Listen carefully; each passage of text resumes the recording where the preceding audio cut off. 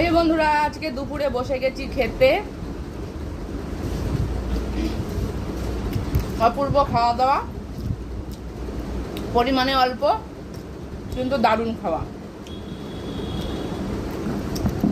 মসুর ডাল দিয়ে খাওয়া হয়ে গেছে, সাথে ছিল গন্ধরাজ লেবু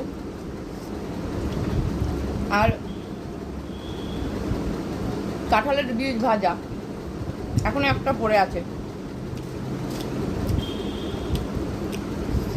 দারুণ খেলাম। আর এখন খাচ্ছি আন্ডা কারি। দারুণ হয়েছে ডিমের কারিটা।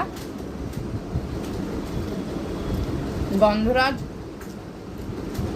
লেবু দিয়ে গরম ভাতে ডিমের কারি